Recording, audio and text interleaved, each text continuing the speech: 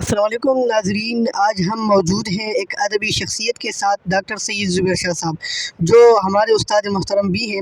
آج ہم ان سے اردو ادب کے بارے میں پوچھیں گے کہ طالب علم اردو ادب کی طرف کیوں آئے اور اس کے روشن مستقبل کے کیا امکانات ہیں۔ ڈاکٹر صاحب، آپ کا بہت بہت شکریہ کہ آپ نے ہمیں ٹائم دیا۔ ڈاکٹر صاحب، ہمارے طلباء اردو ادب کی طرف کیوں آئے؟ حسین، سب سے پہلے میں آپ کا شکر گزار ہوں کہ اتنی شدید گرمی میں آپ کتنی ساری مصروفیات چھوڑ کے یقیناً یہاں تک آئے ہوں گے۔ آپ جو سوال لے کے آئے ہیں، یہ ایک ایسا سوال ہے کہ تقریباً سارا سال ہم مختلف اوقات میں سنتے رہتے ہیں۔ یہ سوال اکثر جو طلباء ہیں، طالبات ہیں، وہ بھی ہم سے پوچھتے ہیں، اور اس سوال کا سامنا جو طلباء طالبات ہیں وہ گھر میں بھی کرتے ہیں، کیونکہ ان کے والدین بھی یہ جاننا چاہتے ہیں کہ اگر ہمارے بچے اردو کی طرف جاتے ہیں تو ان کا مستقبل کیا ہو سکتا ہے، یا مستقبل کے ایک روشن مستقبل کے امکانات کیا ہو سکتے ہیں۔ تو یہ اپنی نوعیت کا ایک بہت اہم سوال ہے، اور میں سمجھتا ہوں کہ اب اس کا جواب ہمیں مل جانا چاہیے۔ اس چیز کو اگر ہم ایک طرف رکھ دیں کہ اردو ہماری ایک قومی زبان ہے، اور کچھ لوگوں کی نسبت یہ ہماری رابطے کی زبان ہے، جیسے بھی ہے ہمارے لیے اہمیت رکھتی ہے۔ جہاں تک تعلق ہے کہ اردو ادب کی طرف آنے کی وجوہات کیا ہو سکتی ہے، یا اردو ادب کی طرف اگر ایک طالب علم آتا ہے تو وہ کیوں آئے، اور اس کے لیے مستقبل کے امکانات کیا ہیں، تو میں بتا دوں کہ ہمارے ہاں عموماً یہ ایک تنگ نظری میں اس کو کہوں گا کہ جب بھی کسی مقامی زبان جو اس لوکیل کی زبان ہے، چاہے وہ اردو ہو، چاہے پشتو ہو، یا دیگر مقامی زبان ہو، اس کی طرف اگر کوئی طالب علم آتا ہے، پڑھنے کی کوشش کرتا ہے، تو اس کو اس طرح کے سوالات کا سامنا کرنا پڑتا ہے، جو میرے خیال میں بالکل ایک غلط بات ہے۔ زبان جو ہے وہ کسی بھی ثقافت، کسی بھی تہذیب کی علامت ہوتی ہے، اور اس کو صارفیت کی نظر نہیں کرنا چاہیے، اس کو معیشت کے ساتھ جوڑنا نہیں چاہیے۔ اگر ہم اپنی زبان کو سمجھتے ہیں، اپنے ادب کو سمجھتے ہیں، تو اس کے ساتھ ساتھ ہم اپنی تہذیب اور اپنی ثقافت سے بھی آشنا ہوتے ہیں۔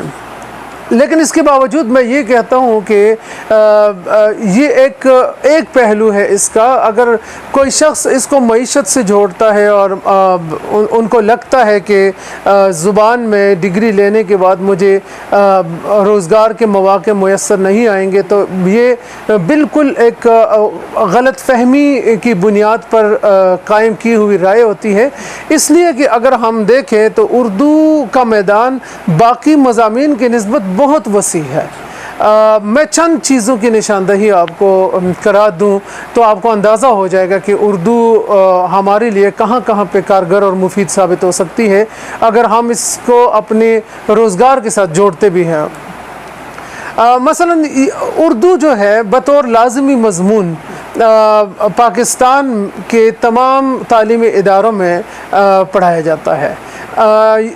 تو اب اگر پرائیویٹ ادارے ہو، یا نیم سرکاری ادارے ہو، یا سرکاری ادارے ہوں، تو ہر سطح پہ اردو موجود ہے۔ لہٰذا اگر آپ دیکھیں تو پاکستان بھر میں کتنے تعلیمی ادارے ہیں، اور ہر تعلیمی ادارے کے اندر کتنے اساتذہ کی ضرورت پڑتی ہے، تو یہ ایک بڑا میدان ہے جس میں اگر وہ درس و تدریس کی طرف آتا ہے تو ایک بڑی آسانی سے اپنی ڈگری کو وہ استعمال میں لا سکتا ہے۔ اس کے علاوہ اگر ہم دیکھیں تو ہمارے مختلف شہروں سے بلکہ دنیا بھر میں اردو کے اخبارات شائع ہوتے ہیں، نکلتے ہیں۔ ان اخبارات میں مختلف فیچرز لکھ کر، مختلف آرٹیکلز، کالم لکھ کر ہم اپنا حصہ ڈال سکتے ہیں، ان کے ساتھ ان کے اداریے لکھ کر ہم ان کے ساتھ اپنے آپ کو منسلک کر سکتے ہیں۔ یہ ایک اور ہمارے پاس آپشن موجود ہے۔ اسی طریقے سے اگر ہم الیکٹرانک میڈیا کی طرف آئیں تو کتنے ہمارے پاس ایسے چینلز ہیں جس پہ اگر ہم دیکھیں تو ڈرامے سے ہٹ کے کتنے اردو پروگرام چلتے ہیں. تو اس ایک اردو پروگرام کے پیچھے کتنے ایسے لوگ ہوتے ہیں جو اردو سمجھتے ہیں یا اردو پہ ان کو مہارت اور دسترس حاصل ہوتی ہے. تو بے شمار چینلز ہیں اور مین اسٹریم میڈیا سے ہٹ کے سوشل میڈیا پہ بھی اگر دیکھیں تو کتنے آپ نے بھی چینل بنایا اور آپ نے جو ذریعہ بنایا ہے تو وہ اردو ہی کو بنایا ہے. تو اتنے سارے لوگ ہیں جنہوں نے اپنے چینلز بنا کے وہ اردو کے ذریعے اپنا جو مدعا ہے اپنا موقف ہے وہ دوسروں تک پہنچاتے ہیں. تو یہ بھی ایک ارننگ کا اور کمائی کا وسیلہ بن سکتا ہے, مختلف تراجم کی صورت میں ہو یا ایمبیسیوں میں ہو. میں نے کہا نا کہ اس میں اتنا سکوپ ہے کہ میرا خیال ہے کہ اگر فزکس ہے یا کیمسٹری ہے, بایولوجی, وہ اپنی جگہ پہ اہم ضرور ہوں گی, لیکن ایسا مضمون جو نرسری سے شروع ہو جاتا ہے اور تقریباً بی اے لیول تک اور بی ایس میں پھر الگ سے ڈگری کے ساتھ آپ اس کو ساتھ رکھ سکتے ہیں اور آگے زندگی کے ہر میدان میں آپ اگر چاہیں تو اس کو مختلف طریقوں سے استعمال کر سکتے ہیں. لیکن میں پھر کہتا ہوں کہ زبان کو صارفیت کی نظر نہیں کرنی چاہیے. یہ کمائی کا ذریعہ بن بھی سکتا ہے, لیکن اس سے زیادہ اہم ہے کہ اس زبان اور ادب کے ذریعے ہم اپنے آپ کو, اپنی تہذیب اور ثقافت کو سمجھیں.